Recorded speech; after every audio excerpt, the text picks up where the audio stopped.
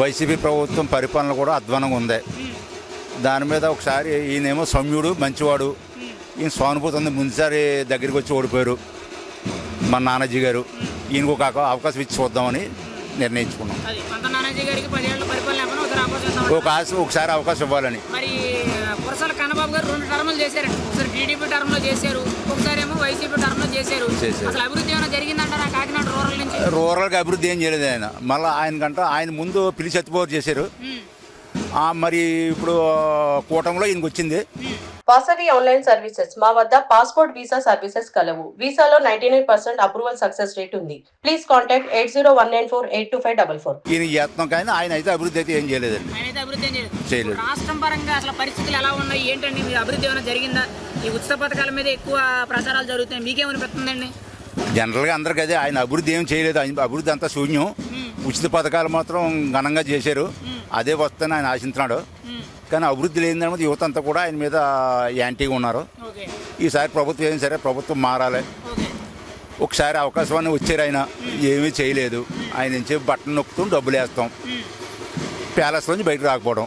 ఒక్కసారి ఆ ఛాన్స్ ఇవ్వండి, నా పేరు నిలబెడతాను, నా నాన్నగారి కన్నా బాగా పనిచేసి పెడతాను అన్నారు.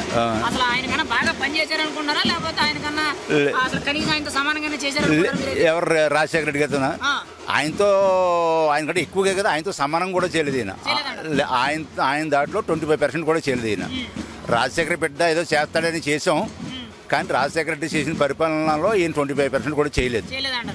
ఇప్పుడు ఈ ప్రభుత్వంలో కనీసం ప్రజలు ఎవరైనా ఏదైనా వచ్చి సమస్య వచ్చిందని ప్రశ్నించినా మాట్లాడినా వాళ్ళని చాలా ఇబ్బందులు గురి చేస్తున్నారని చెప్పి చాలా మంది బాధపడుతున్నారండి. అవన్నీ నిజాలైనా? మీరు ఎక్కడైనా ఏదైనా ఫేస్ చేసి చూసారా? అవి మన పబ్లిక్లో ఆలకిస్తాం కానీ మనం డైరెక్ట్గా చూడలేదు. మీడియాలో కానీ, ప్రింట్ మీడియాలో కానీ, ఎలక్ట్రిక్ మీడియాలో కానీ చూసాం. అవి కొంతవరకు నిజమే, అన్ని అబద్ధాలు ఉండవు. కొద్దిగా మోనర్గా పరిపాలించారు ఆయన. లోకల్ క్యాడర్స్ కూడా అలాగే ఉన్నారు. ఇప్పుడు లోకల్ ఎమ్మెల్యేల క్యాడర్స్ కూడా ఎవరైనా ప్రశ్నిస్తే వాళ్ళని నియంత్రిత పాలన చేస్తున్నారు.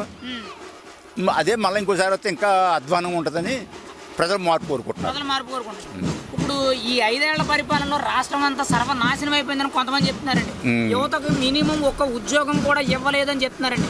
అసలు మీరైతే ఏమంటారండి? యువతను మీ జాబ్ క్యాలెండర్ రిలీజ్ చేస్తామని చెప్పి మోసం చేసేవని అంటున్నారండి. మీరైతే ఎక్కడైనా మీ పిల్లలు కానీ లేకపోతే మీ చుట్టాల పిల్లలు కానీ ఎవరైనా ఉంటారు కదా, వాళ్ళకి ఎవరికైనా ఉద్యోగాలు రావడం ఏమైనా కల్పించారా? ఉద్యోగాలు కానీ ప్రభుత్వం ఐటీఐ ఏముందండి? ఐటీఐ వాళ్ళు టాయిలెట్ మీదకి వస్తే ప్రభుత్వ ఉద్యోగాలు లేవు కదా. అసలు ఈ 5 సంవత్సరాలు ఈ ప్రభుత్వ ఉద్యోగాలు ఏమీ వేయలేదు. ఉన్న వాళ్ళు తీసేస్తున్నారు, అంటే రిటైర్ అయిపోయిన వాళ్ళు అయిపోతున్నారు, కొత్త వాళ్ళు ఎవరిని ఏం లేదు. మరి 5 ఏళ్లలో మేము ఉద్యోగాలు జాబ్ క్యాలెండర్ల పరంగా అయితే వాలంటీర్ ఉద్యోగాలు ఇచ్చామని అంటున్నారు. అసలు ఈ వాలంటీర్ ఉద్యోగాలు ఒక డిగ్రీ చదువుకున్న, ఒక ఇంజనీరింగ్ చదువుకున్నవాడికి 5,000 రూపాయలు ఉద్యోగం ఇచ్చి వాడిని ఇక్కడ కూలీ మనిషి కింద పనిచేయడం కరెక్ట్ అంటారా? అది ఉద్యోగం కింద అలా మనం లెక్కేసుకోకూడదు. ఏంటంటే అదొక 5,000 రూపాయల జీతానికి పెడితే అది ఉద్యోగం ఎలాగ అవుతుందండి? ఈ రోజున కనీసం 20,000 రూపాయలు అయితే 20,000 రూపాయలు లేకపోతే మంచి పథకం కష్టం. ఆయన ఏదో చూపించుకోనాక ఇంతమందికి ఉద్యోగం ఇచ్చుకోవడానికి ఏదో వాలంటీర్కి ఇచ్చి 5,000 జీతం ఇచ్చి ఉద్యోగాలు ఇచ్చేస్తున్నారు. అయ్యే కదా. జనరల్గా ఎవరైనా ప్రభుత్వ ఉద్యోగాలు ఇప్పించారా? అదేమీ లేదా, అంత శూన్యం. తీయలేదు కదా, డిఎస్సి తీయలేదు కదండి.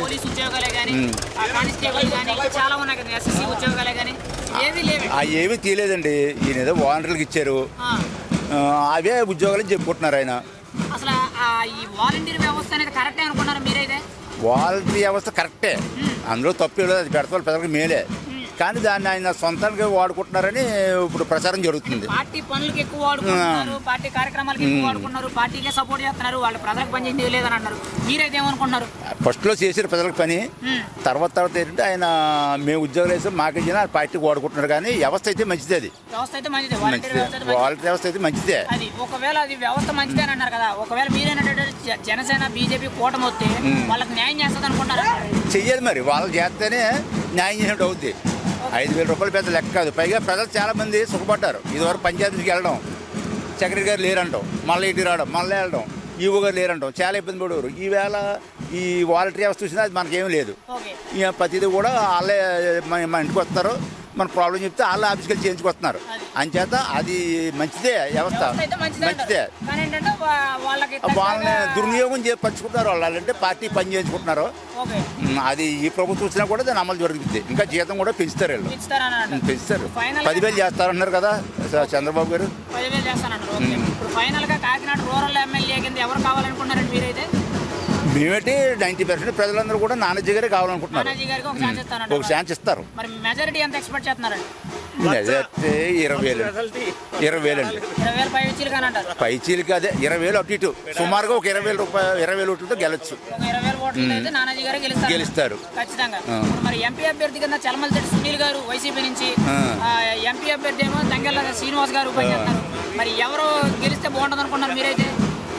ఎంపీ అయితే ఇంక ఈయనే అవుతారండి. ఇంకా క్రాస్ ఓటింగ్ ఏం జరగదు. జరగదు. మళ్ళీ తంగెళ్ళ ఎమ్మెల్యేకి మాకు సపోర్ట్ చేయండి, ఎంపీకి మేము మీకు సపోర్ట్ చేస్తామని చెప్పి క్రాస్ ఓటింగ్ అనేది క్రాస్ ఓటింగ్ 90% జరగకపోవచ్చండి. ఇంకా 2 గ్లాస్కి వేస్తారు, 2 సైకిల్కి వేస్తారండి. ఓకే. అంటే సైకిల్ ఉన్న చోట సైకిల్ కి గ్లాస్ ఉన్న చోట గ్లాస్ కమలం ఉన్న చోట కమలం. ఇప్పుడు మా కాకినాడ కాన్స్టిట్యూన్సీ అయితే ఈయనే వస్తారు. తంగెళ్ళ ఉదయ్ కుమార్ ఎంపీగా మా నియోజకవర్గంలో ఈయన బాగా చేస్తారనుకున్నారు ఎంపీ కింద. ఆయన మరి చూడాలి కదా మొదటిసారి ఎలాగనుకుంటాం. అంటే ఆయన కింద స్థాయి నుంచి గెలిచి కష్టపడి సంపాదించి పైకి వచ్చి ఇవాళ చాలా మందికి టీ టైం అనే సంస్థ నుంచి పైకి ఎదిగి యువతకి కూడా చాలా మందికి ఆయన ఒక అదే ఉపాధి కల్పించారు అని అన్నారు. అది అతను మామూలుగా వ్యాపారం చేసుకోండి. అదేం ప్రజల ప్రేమను కాదు, అతను వ్యాపారం చేసుకోండి, యువత కల్పించాడు. దాని మీద యువత పోతున్నారు, యువత మీద అతను పోతున్నాడు. లేకపోతే ఇంద్రా బేకర్ చంపించాడు. ప్రభుత్వం వచ్చినది ఏం చేస్తాడు చూడాలి. మరి అతను ఎంపీ అయింది ఏమైనా చేయగలడా? సొంతంగానే ఎంతో కొంత మంచి ఆలోచన ఉంటే రేపు పొద్దున ప్రభుత్వం డబ్బు ప్రజలకు ఖర్చు పెట్టడానికి ఆయనకి ఇంకా ముందు చూపు ఉంటుందని అని అంటున్నారు. అది చూడాలి. మరి వచ్చింది కానీ చెప్పలేమండి. ఇదే కదా ఫస్ట్ టైం అతను ఇప్పటివరకు ప్రజల్లో ఆయన ఏం తిరగలేదు. అతని గురించి ప్రజలకు కూడా తెలియదు. నానాజీ గారు అంటే ముందుసారి మాకు ఎమ్మెల్యే పొడి చేసి ఓడిపోయారు.